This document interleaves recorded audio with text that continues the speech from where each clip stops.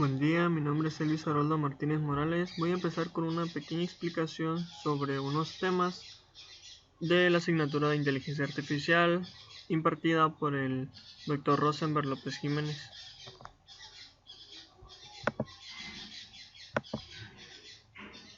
Empezaremos con lo que es el objetivo. El objetivo clave que veremos en este curso será la presentación de los temas de redes semánticas, razonamiento monótono, no monótono y razonamiento probabilístico. ¿Cómo lo trabajaremos? De acuerdo a las competencias establecidas por el docente. ¿Para qué sirve el tema? El tema sirve para conocer principales funcionamientos del comportamiento de la inteligencia artificial, al igual que la relación de los métodos de razonamiento. Estos serían los temas que veremos a continuación.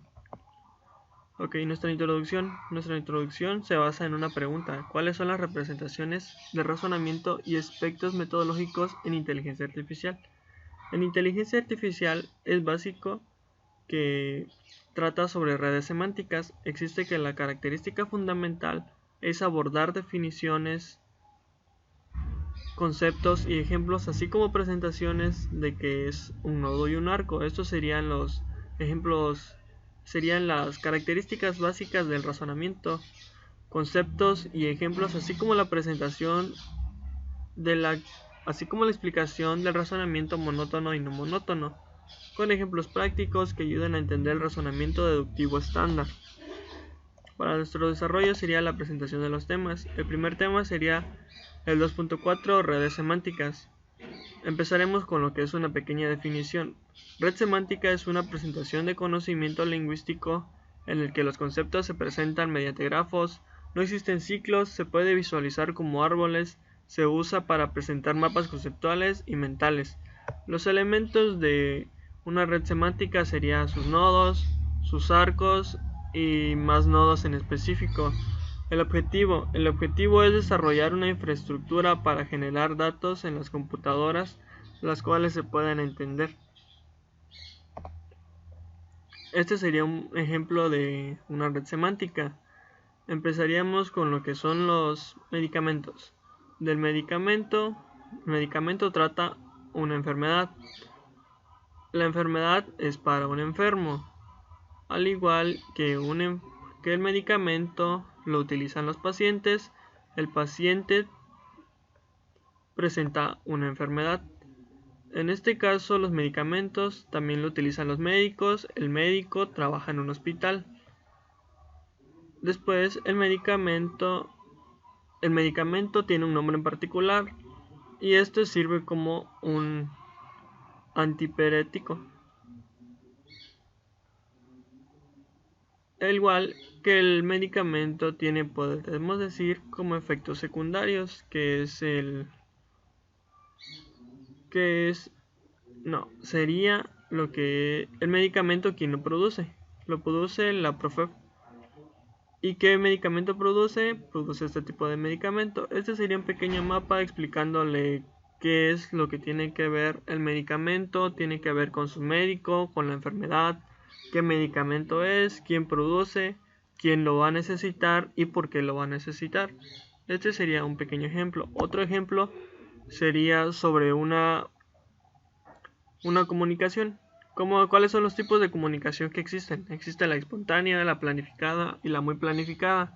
En este caso, ¿cómo se pueden utilizar como una comunicación oral, una comunicación verbal de uno a muchos o de muchos a uno?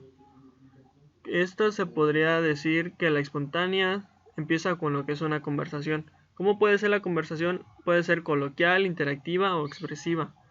En este caso, también la planificada se puede utilizar para una entrevista. En la entrevista ya es más formal, puede ser interactiva, estándar y expresiva. Al igual que la muy planificada, puede ser interactiva, expresiva y formal.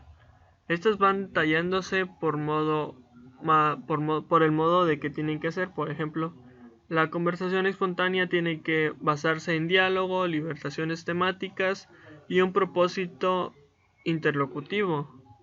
Más que nada es una conversación con la que tienes con alguien, con un familiar, con un amigo. La entrevista la puedes utilizar en el trabajo, en la escuela, o puede ser con algún tipo de trabajo que tengas que realizar. Sirve como un propósito instrumental. La muy planificada es algo monóloga que tiene vínculos con protocolos y te sirve para un propósito institucional. El siguiente tema es el razonamiento monótono. Se utiliza para procesar contradicciones, elimina un factor de conocimiento, obtenida la contradicción final hasta que llega a una conclusión final. En esta parte de la lógica clásica, este tema abarca los cuales son la lógica proposicional, deductiva y lógica de primer orden. La lógica es la rama del conocimiento que se encarga de estudiar las formas que se puede deducir verdades de una forma válida. Las variables que se utilizan por lo regular en la lógica proposicional son la P, la Q y la R. Estas son las variables por defecto, podríamos decir. En ellas se utilizan igual lo que son las tipo de las fórmulas. La negación se representa con este signo, la disyunción, la conjunción, la implicación y la bicondicional, que es cuando se abarca de muchos a muchos. Los signos auxiliares pueden ser las comas. La definición de las fórmulas. Las fórmulas son las variables posicionales en una fórmula. Si A es una fórmula, entonces la negación de A también podría ser una fórmula. Si A y B son fórmulas, entonces A disyunción B, A conjunción B y A implicación B y A bicondicional B, pues podrían ser las fórmulas también. Una pequeña definición de lo que es la deducción lógica, lógica proposicional y lógica de predicados se encuentran en este apartado. El conocimiento no monótono y otras lógicas. El conocimiento no monótono es un razonamiento que contrasta con el razonamiento deductivo estándar, el cual puede ser de la siguiente manera: todos los hombres son mortales y Sócrates es un hombre, entonces por el razonamiento Sócrates es un mortal. Básicamente esto es una acción que lleva a una consecuencia y la consecuencia produce una reacción. Por ejemplo, si AP entonces A y B es P, podríamos decir que cumple con la función, donde A y P significa que P es consecuencia de las proposiciones de A. En la inteligencia artificial, el conocimiento no monótono y aplicaciones son sinónimos de estudio y técnicas formales del razonamiento por defecto. Para poder formalizar los procesos, omitir las conclusiones que sean razonables aún así no son garantizablemente ciertas. Cumplen con la función, pero al igual no se le tiene que sean 100% reales, puede ser que exista un error o un pequeño margen. Un pequeño ejemplo sería este: el conocimiento que se posee es incompleto, el universo del discurso es constante en cambio, las suposiciones que se formulan son temporales. En este caso vamos a hablar de un ejemplo binario.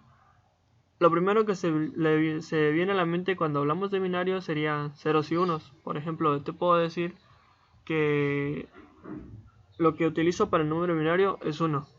Ok, sí, pero en este caso, si yo quiero cambiar de número quiero cambiar una fórmula temporal, podríamos decir que la negación de 1 sería 0. En este caso el valor cambiaría temporalmente y así podríamos decir que 0 y 1 cumplen con la función, ya que es un valor que se puede utilizar en una fórmula, ya que puede producir cambios temporales.